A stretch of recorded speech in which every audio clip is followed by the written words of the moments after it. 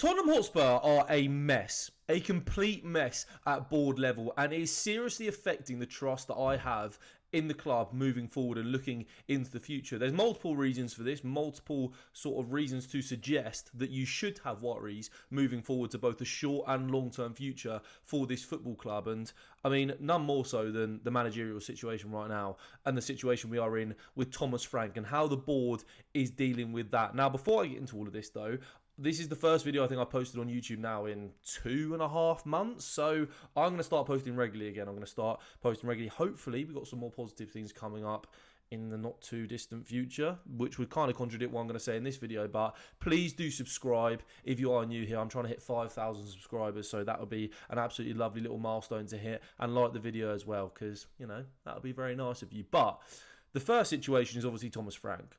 Now, it's not just the fact that Thomas Frank has been so bad for Tottenham Hotspur and is probably our worst ever manager in my lifetime anyway, in terms of how we play football, the results, the off the pitch stuff as well, in terms of all the holding the Arsenal Cup, etc., all of that. And you might say that that's a little bit childish and a little bit overblown, but it all kind of builds up into this sort of storm that has been Thomas Frank's tenure at Tottenham Hotspur. But the way that we are dealing with him and the sacking of him or potential sacking of him as a board, the way they are dealing with that is a catastrophe. It is an absolute disaster. They are essentially judging him on a game-by-game basis. They nearly sacked him after the West Ham game. All the reports came out that, you know, Thomas Frank had lost the backing from a lot of the board members at Spurs and that he was on the brink of potentially being sacked. But they were going to give him the Borussia Dortmund game because, you know, it was too tight a turnaround. Would they have been able to get in an interim in that time or a permanent manager? Who knows? It was too short of a turnaround, we were told. So he was going to stay in charge for the Borussia Dortmund game. So then, was the decision already made or was it not already made? Or were there just doubts over Thomas Frank's future at that point? But either way, he got the Dortmund game. We won the game. We beat the 10 men of Borussia Dortmund. We were good in the game. We were good in the first half. The second half was still a little bit kind of tough to watch at times. But we beat them. Fair enough. We're fifth in the Champions League. Great. So then they decide, okay, so based off of that 90-minute performance, that standalone performance, ignore the previous 6 months of data that we've got, suggesting that Thomas Frank is not good enough. Based off that one game now, our feelings have flipped again to, oh, we're going to keep him in charge for Burnley at the weekend. Okay, so then he gets Burnley. Yesterday, obviously, Burnley, we drew 2-2 away from home to Burnley. We were poor in the game, based off of what we should expect to play like against a relegation threatened Burnley, a team that are probably not going to be good enough to stay in the division this season and lack the quality in the way that they do, and given Tottenham Hotspur's quality within our squad, which I'm going to come on to talk about later. So we draw there. We get a last-minute equaliser, Christy Romero saving us once again, rescuing us a point. So if he'd lost that game, would he have been sacked? Was it the draw, the last-minute equaliser, that meant that he is now staying on as Tottenham Hotspur manager? There are currently no reports. I'm recording this Sunday midday. There are currently no reports that Thomas Frank is in danger at all of losing his job at Tottenham Hotspur.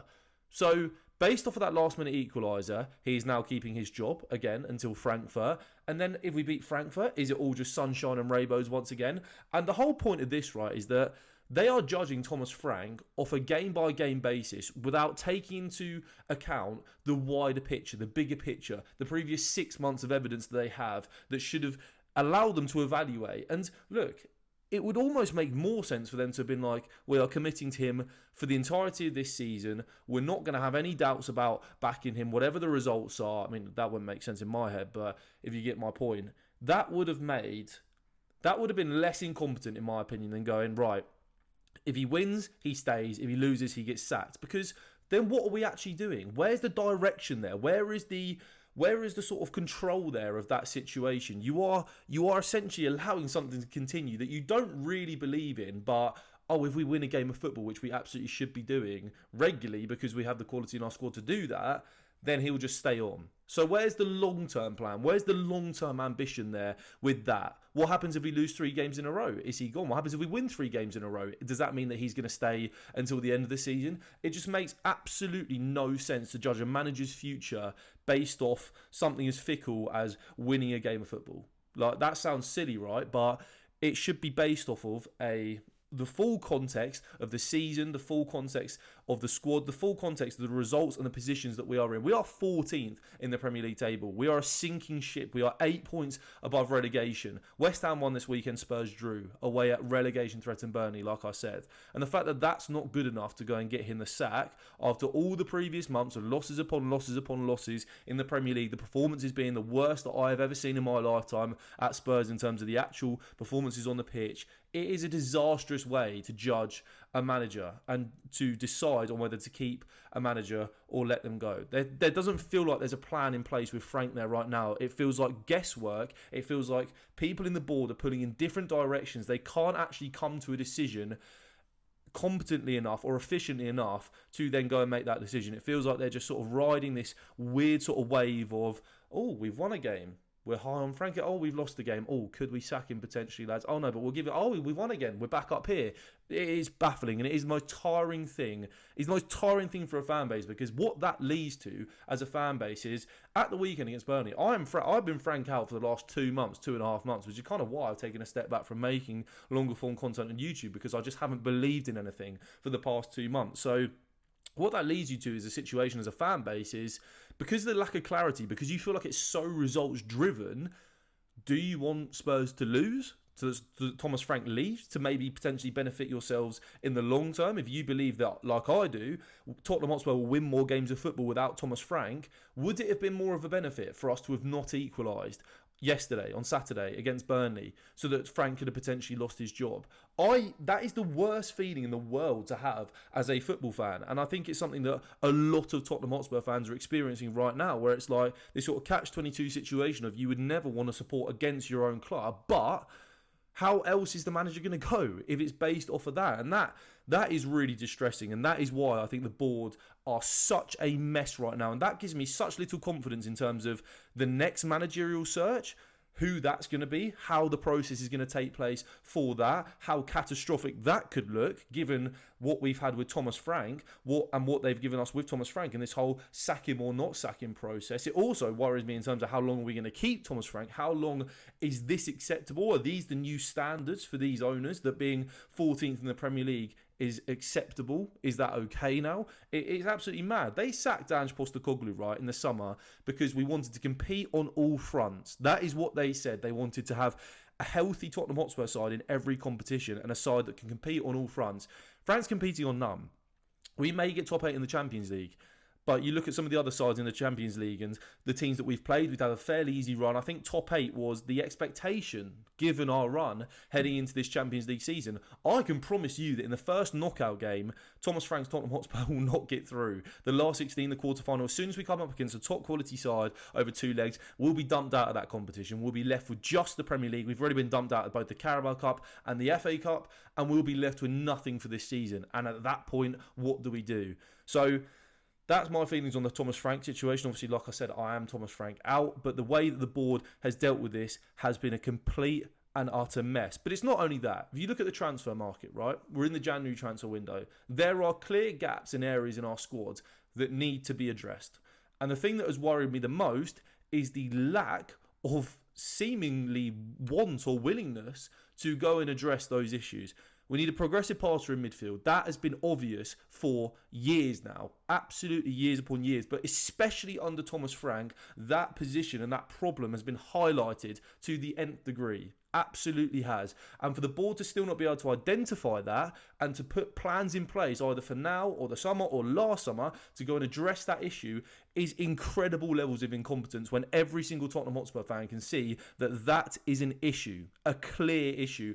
And the signing of somebody like a Conor Gallagher, while I am not massively, I don't mind Conor Gallagher as a player. I think he's a decent player. But you've seen in the first 2 games, he has not come in and offered anything that we didn't already have at Spurs. He's not raised the floor. He's not raised the level, because unfortunately for him and for us, he's not the profile or the fit that we needed. Could he be good for Tottenham Hotspur in the future? Yes, but in terms of actually fixing our real issues to push us forward as a team, or even if you're going to back Frank, to properly back him and get him what he needs, we have not done that. The signing on loan of João Paulinho on loan in the summer, again, a stopgap signing that has not really done much to improve us as a side. Has Paulinho had some decent games for us this season? Yes. Has he also looked really poor in a few games for us this season? Yes. Has he overall fixed our midfield issues? Absolutely not. And honestly, with the way that this board is moving, I wouldn't be surprised if we tied Bentancur down to another long-term contract, kept him in the summer, kept João Paulinho around. Conor Gallagher was the only signing in that position, and we're still left with a mess of profiles in that position and pathways blocked for our proper talented youngsters in that midfield area, and just a whole mess in that situation. But I'm going to get onto our youngsters a little bit later on in this video as well, because that is a whole different conversation too. So the January transfer window just feels like a mess. Our left-back situation, you've gone and signed Sousa, who's a young 19-year-old, to come in and to compete with Destiny Udogie for that place. That's what we were told of Sousa. The signing was to come in and provide depth and competition for Destiny Udogie, a really, really talented left-back. And then we go and sign Andy Robertson. So whilst, again, I don't mind the signing of Andy Robertson, I like Andy Robertson as a player. He'll provide experience. He'll be able to mentor Sousa and Destiny Udogie. Where does that leave us with Sousa? Why did we spend all that time sorting the Sousa signing if he's not going to become a short-term priority now that we've just gone and signed Andy Robertson? It feels opportunistic. It feels like there's no real planning in that area. Could you have gone and got a ready-made starting left-back that can come in and compete with Destiny Udogie for the next couple of years at an absolute minimum, 4 or 5 years, and get somebody of a starting quality, a top-level starting quality to have competed instead of going and signing those two? Where it feels like you've got one young, one old, one player who's maybe got 2 years left at the top, 1 year, 2 years left, who knows? Andy Robertson is 32 in March, and Sousa, who's maybe not quite ready yet. Does that drastically improve us in the short term as much as going and signing, like I said, a ready-made, maybe 24, 25-year-old left-back, which there are plenty out there of, that are ready to come in and compete with the Doggy now and start because of Destiny Doggie's injury problems? That would have been a better solution in my opinion. But again, it feels panicked. It feels like Gallagher, Robertson were both opportunistic signings where Gallagher wasn't getting the game time at Atletico Madrid. Villa were in for him. Oh, could Spurs sneak in and do a deal there despite the fact that that maybe wasn't in our planning before the window? Yeah, Andy Robertson, the same thing. Liverpool want to get a fee for him. Is that a slightly opportunistic signing as well? I'm not sure, but it just feels like we're not actually addressing our real issues. You look at our attacking depth now with the likes of Kulusevski, Mohamed Kudus, James Maddison still injured. We've not gone and addressed that in any way this January transfer window. Kolo Muani's been at the club for 6 months now and has contributed very little. The last couple of months he's looked disinterested and honestly like he doesn't really want to be here. And you don't know what's going on in a player's head. You don't really want to give them that label, right? But I think that's kind of clear as day on the pitch. So cut his loan short in January and then go and sign an attacker that can actually come in and impact Tottenham Hotspur right now. Again, there's plenty of them out there if you have the ambition to go out and do that. But no, we're just going to obviously keep Kolo Muani. We're going to have Richarlison, who's injured for a couple of months still. Mohamed Kudus, who's injured. You're relying on a Matthias Tell, who wants to leave Tottenham Hotspur to go and get game time because, again, his pathway has been so clogged up over the past year or so, which, again, just highlights what are we doing with our transfer strategy? We're going to sign Matthias Tell in the summer. I really like Matthias Tell, but why would you sign him if the pathway wasn't properly there for him to come and get regular minutes and actually develop as a footballer unless we got 4 or 5 players out injured? And then when he wants to leave on loan, completely validly because he's not being trusted by the manager and he's not... I mean, yesterday only came on in the 77th minute. We started Jed Spence at left wing over Matthias Tell yesterday. Like, why? Like, who can blame him, really? And again, just highlights, it feels scattergun. It doesn't feel like, to me, I can have any confidence in our board to go and address our issues, to go and push this squad on in terms of quality and in terms of getting quality footballers through the door that can raise the level at Tottenham Hotspur, raise the ceiling at Tottenham Hotspur. Xavi Simons and Mohamed Kudus, those two signings in the summer gave me almost some false hope, I think. And now this January transfer window, that hope has been stripped away from me. And this is the first transfer window with the new ownership structure in place. There's people leaving their roles constantly at Tottenham at board level. There's new people coming. You've got Paratici, who's leaving, who we were told in the summer is now going to do this joint sporting director thing with Johan Langer. 6 months later, he's leaving, which leaves all of the control in Johan Langer's hands, which is incredibly worrying on its own. You've got obviously Vinay Venkatekam, who apparently is super backing Frank because he backed Arteta at Arsenal, and look at how that did for him. Well, that's two completely different situations. Arteta is the anomaly. He's not the rule. If a manager is performing terribly, 9 times out of 10, it's because they're not cut out for that level. And he's had 7 or 8 months for us to see even some green shoots, and I'm not seeing any green shoots with Tottenham Hotspur at Tottenham. So, with Tottenham Hotspur at Tottenham, with Thomas Frank at Tottenham. So again, it feels like the decision-making at this football club is just nowhere near good enough. And we've gone down this path over recent years, which I like. I'm a fan of us going down this path to a certain degree and to a certain extent of signing young players, going ahead and signing younger players who are built for the future but can also contribute now in small ways, and having that future proofing and that young player ambition, so you can maybe get in more talented players now and for a cheaper price that can obviously have a brilliant long-term effect on this squad. So you've done that, but then it just feels like the pathways are not actually there for these players to contribute in a way that you would want them to do, and to have the pathway set up for them and to become the players that we want them or sign them to become in the future. You can not rate players all you want, right? But the likes of Archie Gray, Lucas Bergvall, Pat Matassar, Matisse Tell, Wilson Odobert, our Mikey Moores from the academies, etc. All of these players, right? All of these super young talents that we have signed with the idea to have them as first teamers over the next couple of years, develop them, let them grow. I think we've done a terrible job at developing our young players in the way necessary. I think that you've seen certain youngsters like Lucas Bergvall and Archie Gray who have come into the club and almost been given too much too soon because of our other issues in other areas. Lucas Bergvall, you look at the injury problems that he has picked up from basically playing every minute since he joined last season from January onwards, basically playing every minute during that intensely busy Christmas period because we didn't have other midfielders that we could rely on in that position. We didn't have a mentor for Lucas Bergvall. We didn't have somebody that was sharing minutes because Lucas Bergvall was already head and shoulders our best midfielder last season. So, and I know that injury problems dictate that, and sometimes that is just unfortunate, but you look at Archie Gray, because of our failed addressing of that centre-half area in the summer, it left Archie Gray in a position where he was playing week in, week out at centre-half because of injuries to our first choice in Romero and to Mickey van der Ven, not developing in his actual position. Now this season he's playing in his actual position, fair enough. You look at that and you think that's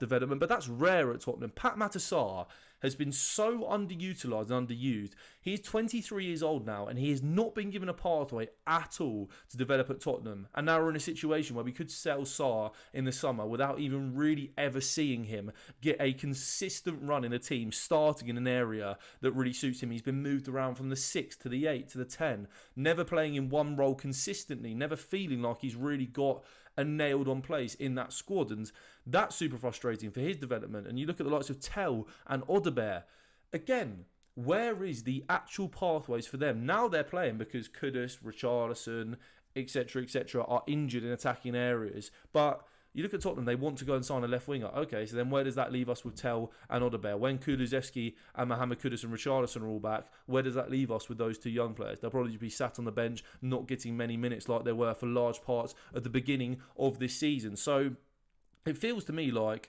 we're stuck in between signing these young players and giving them the proper platform and opportunities to develop. Don't even get me started on some of the loans that we've sent our youngsters on as well. Some of the really difficult situation our young players have had to deal with on loans, and some of them have reaped rewards now. You look at the Mikey Moore loan, how well that's going for him now. Sure, and we haven't always got it wrong. That's not really my point with this, but it just feels like now we're going out and signing the likes of Paulinho. We've given Rodrigo Bentancur the new contract, Conor Gallagher as well. So are we continuing to go down that path, or are we completely switching now? And Andy Robertson too, 31 turning 32 years old. Are we now going down the other path? I understand that you sometimes would want a balance of that, but my point is it doesn't feel balanced. It doesn't feel like you're signing the experienced player to sort of hold the hand of the youngster, allow them to develop and share minutes with them and have the plan in place for the future. But also now it doesn't feel like that. It feels like a mess, and it doesn't feel like I'm looking at the squad and thinking that makes sense, having those experienced players in that position who can provide this, whilst also having the younger players in that position who can also rotate with them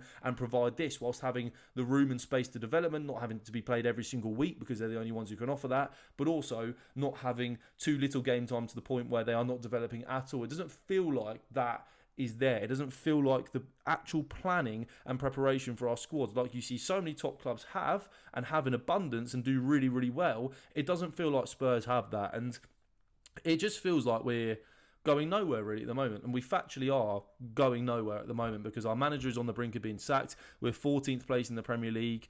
I still think our squad is far better than 14th in the Premier League. I still believe that we've got a squad that should be competing at an absolute minimum, obviously in the top half of the table, but for those European places, you look at some of the sides up in and around those European places this season, you know, Liverpool's, Chelsea's, how poor they've been this year, but even the likes of Brentford, Newcastle and all their issues this season in terms of some of their performances, and Tottenham Hotspur are nowhere near that. That's embarrassing for me. And like I said, I guess the kind of point I'm trying to make in this video is that I don't think in the short to long-term future, the short or long-term future, I don't have any faith that this is going to be turned around by Tottenham's board, because it hasn't this January. It hasn't with the Thomas Frank situation. It feels like a muddled strategy. It feels muddled at the top in terms of people leaving, us being told that people have roles, and then them leaving 6 months later, and who are we getting in to replace them? Again, does it feel rushed? Does it feel panicked? Most of the time, yes.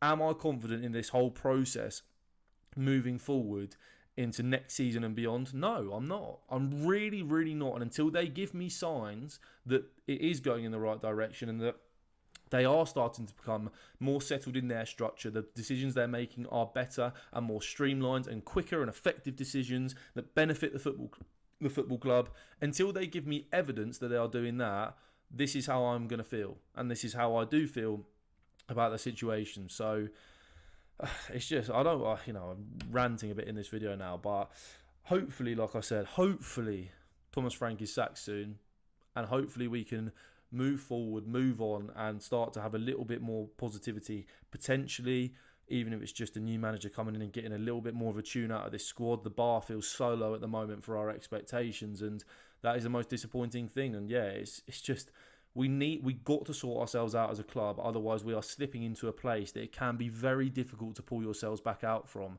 And I worry that we're going there. I worry that we're going down the route of clubs like, West Ham, etc., have been down over the last few years and just kind of slipping and thinking, oh no, we're too good and we're too big of a club to ever fall into this position regularly and to actually be here regularly, until you actually get there and you think, oh my God, how are we getting out of this? And right now, with the incompetence around Frank and our transfer strategy and the players that we're bringing in, it feels like we are slipping into that area, and we have to act quickly and effectively and decisively to get ourselves out of that. But whether we will or not, that's a different question. But that is going to be the end of the video.